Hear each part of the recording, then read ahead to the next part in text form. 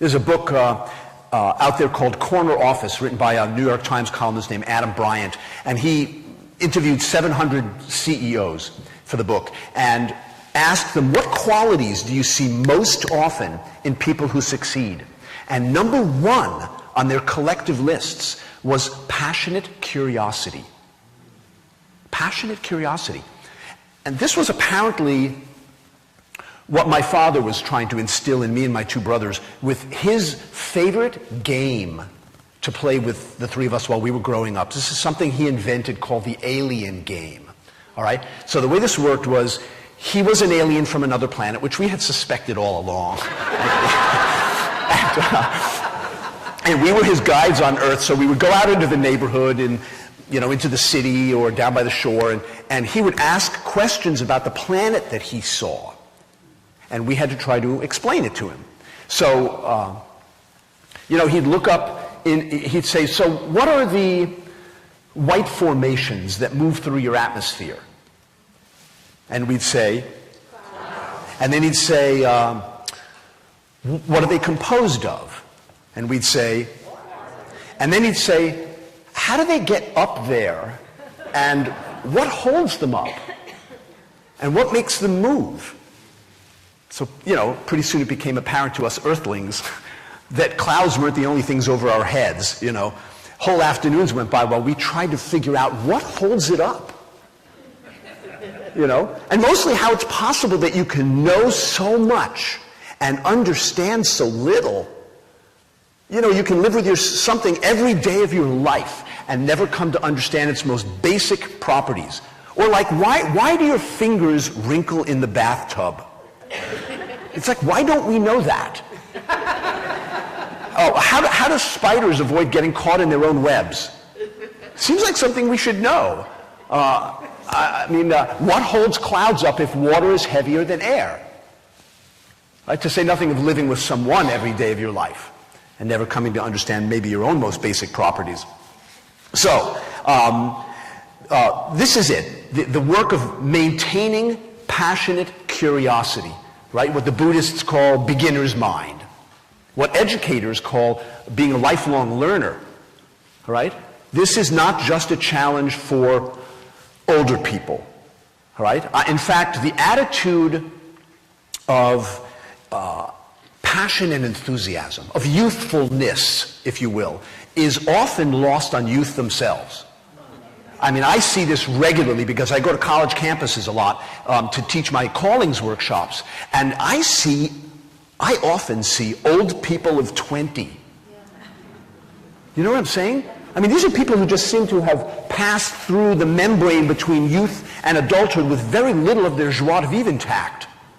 They've lost their spark and their initiative and stopped demanding great things of themselves or even interesting things of themselves, right? And granted, a lot of them are, sort of frozen in the headlights of having to declare a major, figure out a career path, make a living, pay off their college loans, and some of them to figure out how they're going to get out of their parents' basement at 30, And, contending with all this stuff, what I see is that many of them just become sort of prematurely arthritic in their outlooks on life.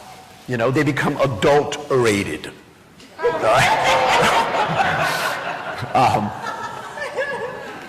And so, after my conversation with my mother, this rather sobering conversation, frankly, I was all set to congratulate myself for having fallen far from the tree.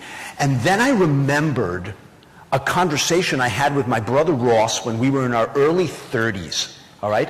We were comparing notes on the various pleasures and passions that we let slide in the years since college and kind of wondering where they went or where we went, all right? And between us at the time, they included piano playing, guitar playing, dancing, camping, getting massages, going kayaking, skiing in the mountains, which were only 2 hours away, swimming in the ocean, which was only 2 blocks away, and lovemaking with our respective partners who were only arm's length away, right? And so we're comparing notes on these habits of avoidance.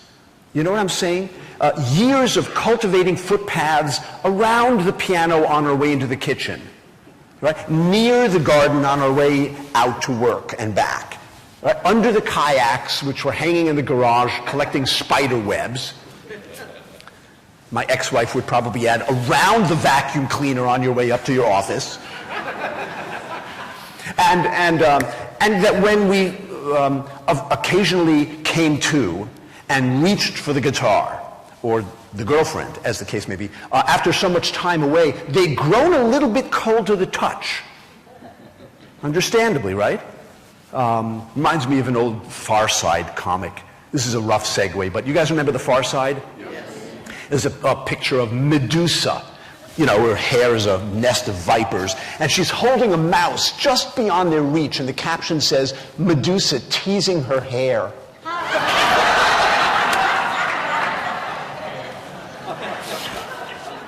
I wish Gary Larson would come out of retirement, don't you?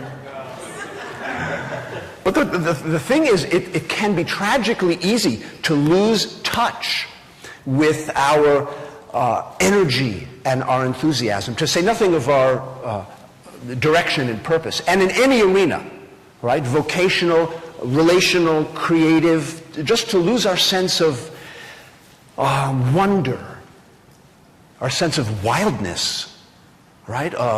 Adventure, our sense of novelty, discovery, self-expression, right? Just to let them kind of slide into disuse or get siphoned from us by all manner of just downward pulling forces. Just life itself tend to level all uprisings, you know?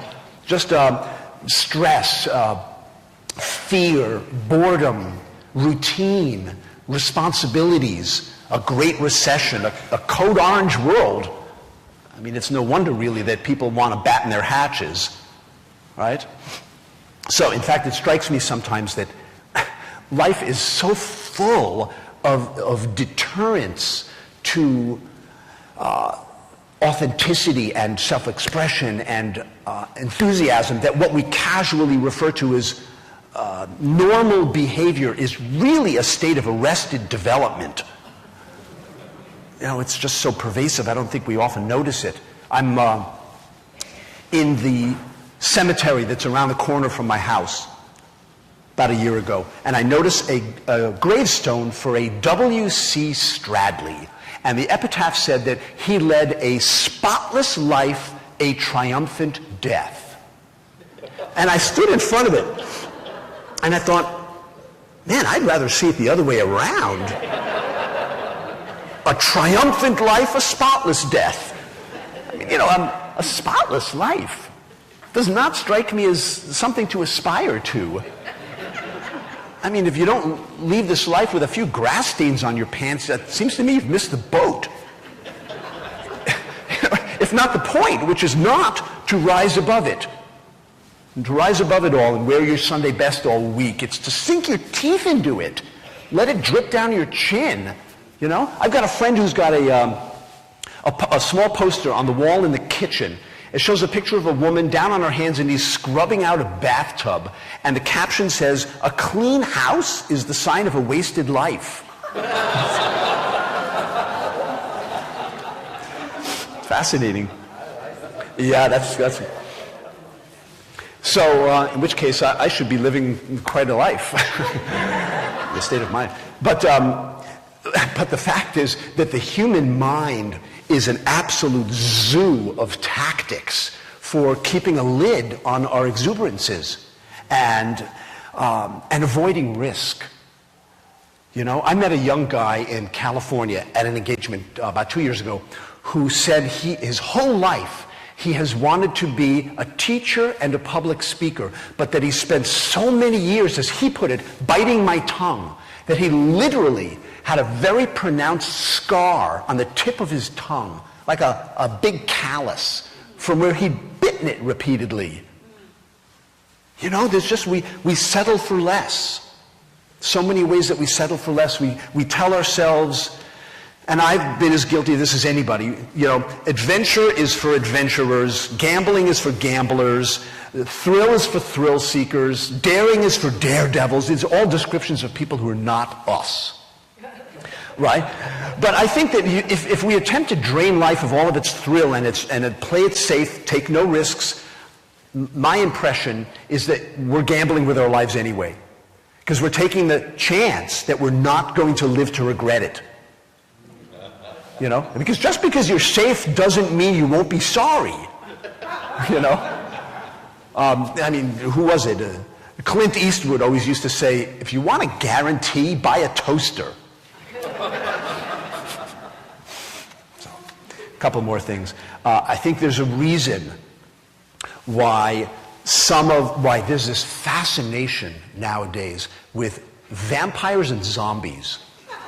I did some research on this. There have been over 50,000 books written about those two subjects in the last 2 decades alone, and over 500 movies and TV shows.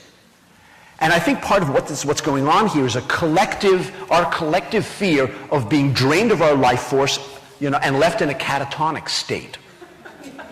Right? And I don't think it's a coincidence that every culture's got a word for vampire. This is a force or a creature so needy that it sucks the life force out of others.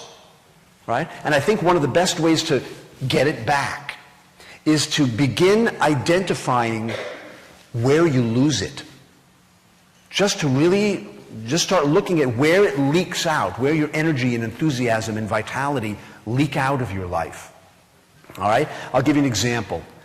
I have been noticing recently this little downward pulling habit of my own that just where energy just dribbles out of my life.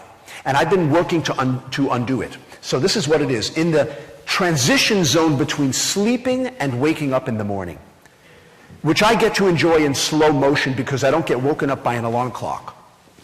Helps to be self-employed. What typically gets me out of bed is a thought, all right, about something I have to get done that day, something I should have gotten done yesterday and didn't, a looming deadline, an annoying sound outside, the dog barking next door, a little rebuke up here for letting myself sleep late. In other words, a negative motivation. Right? So lately I've been experimenting with a new approach.